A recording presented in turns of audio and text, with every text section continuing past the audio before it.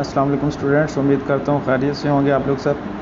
आज हम अपना accounting Icom part 2 chapter number 5 depreciation के इंट्रोडक्शन लेक्चर नंबर 2 स्टार्ट करने जा रहे हैं। तो basic lecture of depreciation Icom part 2।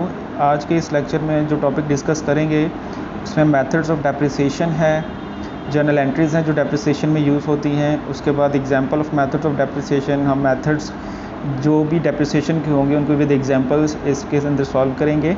और साथ डेप्रिसिएशन एक्सपेंस क्या होता है और एक्यूमुलेटेड डेप्रिसिएशन क्या होता है। तो सबसे पहले हम मेथड्स ऑफ डेप्रिसिएशन को देखते हैं। दो मेथड हैं, एक मेथड का नाम है fix instalment method, straight line method, original cost method.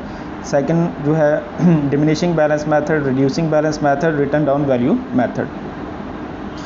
और जो फिक्स इंस्टॉलमेंट मेथड है उसमें क्या होता है कि under this method depreciation will be charged on the original cost of an asset, amount of the depreciation is always equal every year. यानी कि फ़िक्स इंस्टॉलमेंट मेथड में जो डेप्रिसिएशन चार्ज की जाती है वो ओरिजिनल कॉस्ट पर चार्ज की जाती है, जो भी आप एसेट परचेज़ करते हैं उसकी ओरिजिनल कॉस्ट पर, और उसकी जो डेप्रिसिएशन की अमाउंट है वो हर साल इक्वल होती है, सेम रहती है, चेंज नहीं होती।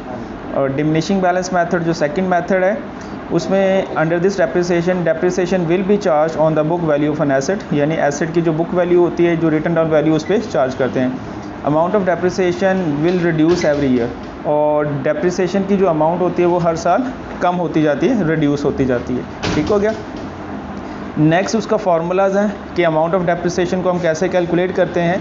तो मेथड ऑफ डेप्रिसिएशन में सबसे पहले फिक्स इंस्टॉलमेंट मेथड है, उसकी हम डेप्रिसिएशन कैसे कैलकुलेट करते हैं, एक बाय फार्मूला और बाय रेट। जो बाय फार्मूला है उसको हम कैलकुलेट करेंगे जी, amount of depreciation is equal to cost of an asset minus scrap value divided by estimated life of an asset. और बाय रेट जो परसेंटेज हम कैलकुलेट करते हैं, amount of depreciation cost of an asset multiply by rate of depreciation, के जो हमारे पास asset की cost होती है उसके ऊपर हम रेट डेप्रिसिएशन का दिया होता है उसको हम मल्टीप्लाई कर देते हैं, वो रेट अप्लाई कर देते हैं। सेकंड जो है हम डिमिनिशिंग बैलेंस मेथड, उसमें हम डेप्रिसिएशन की अमाउंट कैसे कैलकुलेट करेंगे, उसमें वो रेट वाला फार्मूला अप्लाई होगा कि book value of an asset, जो भी बुक वैल्यू दी गई होगी उसके ऊपर रेट ऑफ डेप्रिसिएशन को अप्लाई कर देना है। तो ये दो मेथड्स हैं जो कि हमने डेप्रिसिएशन के अंदर अप्लाई करने हैं। उसके बाद नेक्स्ट जो है हम फिक्स इंस्टॉलमेंट मेथड के बारे में डिस्कस करते हैं कि एक न्यूमेरिकल छोटा सा कर लेते हैं कि किस तरीके से। फॉर एग्जांपल कि रेट ऑफ डेप्रिसिएशन जो है वो 10% है और मशीनरी की कॉस्ट कितनी है, वो 100,000 यानी 1 लाख है। अब आपने इसमें से डेप्रिसिएशन को माइनस करना है, तो 1 लाख का आपने 10% लिया तो वो 10,000 आ गया, यानी 1 लाख उसकी कॉस्ट है और उसका रेट है 10%, तो 10,000 आपके पास आ गया। तो ये 1 लाख कौन सा, ये कॉस्ट वाला है। उसके बाद आपने उसकी बुक वैल्यू देखी, 1 लाख में से वो 10,000 को माइनस किया तो वो आपके पास 90,000 उसकी बुक वैल्यू आ गई। अगेन नेक्स्ट ईयर डेप्रिसिएशन फिर आपने 1 लाख के ऊपर ही कैलकुलेट करनी है, उसके ऊपर आपने अगेन 10% लिया तो आपके पास डेप्रिसिएशन जो होगी वो 10,000, और नेक्स्ट बुक वैल्यू जो आएगी वो 90,000 में से 10,000 को माइनस किया तो 80,000 आपके पास बुक वैल्यू आ गई। उसके बाद डेप्रिसिएशन अगेन 1 लाख रुपए के ऊपर आपने चार्ज करनी है 10%, और 10% रेट होगा, 10,000 डेप्रिसिएशन आ जाएगी। बुक वैल्यू कैसे कैलकुलेट की, यानी 80,000 में से 10,000 को माइनस किया तो 70,000 आपके पास बुक वैल्यू आ गई। तो इस तरीके से हम जो होते हैं ना, मशीनरी कॉस्ट ऑफ मशीनरी के ऊपर, उसकी ओरिजिनल कॉस्ट के ऊपर हर साल जो डेप्रिसिएशन चार्ज करते हैं वो सेम अमाउंट के ऊपर करते हैं, और जो डेप्रिसिएशन जो वैल्यूज़ आती हैं वो देखें वो हमेशा सेम आएगा हर साल, 10,000 10,000 10,000। ठीक है, इसे हम फिक्स इंस्टॉलमेंट मेथड का नाम देते हैं। सेकंड मेथड है हमारा डिमिनिशिंग बैलेंस मेथड। अब उसमें भी देखें रेट ऑफ डेप्रिसिएशन आपका 10% है और कॉस्ट ऑफ मशीनरी जो है वो 1 लाख है। अब आपने डेप्रिसिएशन पहले साल तो 1 लाख के ऊपर ही 10% चार्ज करेंगे तो 10,000 आ जाएगा। फिर आपने 1 लाख में से 10,000 को माइनस किया तो बुक वैल्यू आ गई आपके पास 90,000।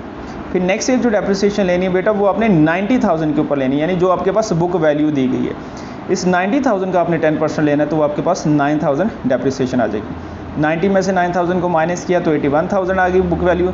नेक्स्ट ईयर जब आपने डेप्रिसिएशन लेनी है तो बेटा जो बुक वैल्यू है 81,000 उसके ऊपर आपने लेना है। 81,000 का 10% लिया तो 8,100 आ गया।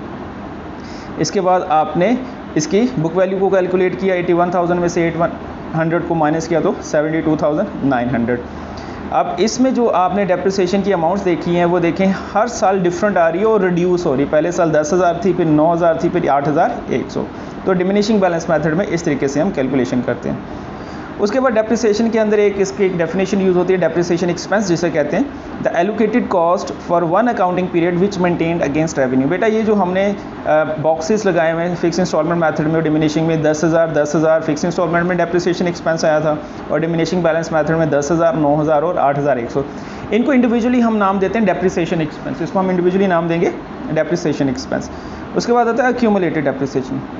Accumulated डेप्रिसिएशन होता है the sum of all depreciation expenses of the previous year, यानी जितने साल की आपने अकाउंट मेंटेन किया है तमाम डेप्रिसिएशन एक्सपेंसेस को अगर आप प्लस कर लेते हैं तो आपके पास एक्यूमुलेटेड डेप्रिसिएशन आ जाता है। जैसे फिक्स इंस्टॉलमेंट मेथड में 10,000 जमा 10,000 जमा 10,000 30,000 डेप्रिसिएशन एक्यूमुलेटेड डेप्रिसिएशन आई। डिमिनिशिंग बैलेंस मेथड में 10,000 प्लस 9,000 प्लस 8,100 तो आपके पास 27,100 डेप्रिसिएशन एक्यूमुलेटेड डेप्रिसिएशन एक्सपेंस है। तो इसे हम एक्यूमुलेटेड डेप्रिसिएशन कहते हैं, यानी sum of all year of depreciation. ठीक हो गया। तो ये इस तरीके से आपको मैंने एक एग्जांपल के तहत फिक्स इंस्टॉलमेंट मेथड का तरीक़ेकार भी बता दिया और डिमिनिशिंग बैलेंस मेथड का तरीक़ेकार भी बता दिया। लेकिन पेपर के अंदर जो हमने एग्जाम के अंदर जो इसे क्वेश्चन सॉल्व करना उसका फॉर्मेट डिफरेंट होगा, वो नेक्स्ट लेक्चर में हम डिस्कस करेंगे।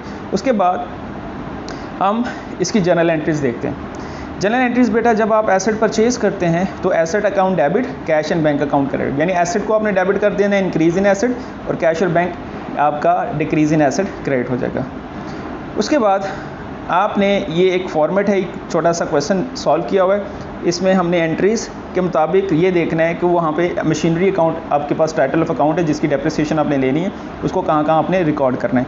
तो सबसे पहले बेटा देखा जाए तो आपने एसेट को परचेज़ किया तो आपका एसेट डेबिट हो रहा है, एसेट का नाम क्या है मशीनरी अकाउंट, तो आपने उसको डेबिट साइड पे रिकॉर्ड करना है, लेकिन ऑपोजिट अकाउंट लिखते हैं कैश अकाउंट 1,60,000। ठीक हो गया।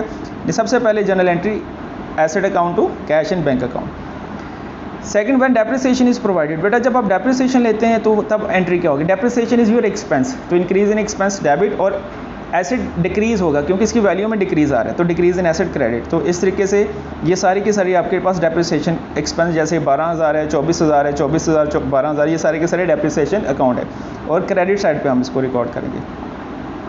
उसके बाद asset is sold on expiry of its useful life, जब एसेट अपनी वर्किंग लाइफ एंड कर देता है तो हम उसको क्या करते हैं, उसको सेल कर देते हैं। तो एसेट जब सेल करते हैं तो कैश और रिसीव होता है या बैंक के थ्रू आपको अमाउंट आती है, cash and bank account debit और एसेट अकाउंट क्रेडिट। तो इसको हम कहाँ रिकॉर्ड करेंगे बेटा, क्रेडिट साइड पे रिकॉर्ड करेंगे क्योंकि एसेट क्रेडिट हो रहा है किसकी वजह से, कैश और बैंक की वजह से। उसके बाद बेटा आपने देखना है कि आपको प्रॉफिट एंड लॉस के डेप्रिसिएशन का जो एक्सपेंस है उसको प्रॉफिट एंड लॉस में ट्रांसफर करना है। तो profit and loss account debit, depreciation account credit, क्योंकि ये एक्सपेंस होता है इसलिए इसको डेबिट कर देंगे और डेप्रिसिएशन को क्रेडिट कर देंगे।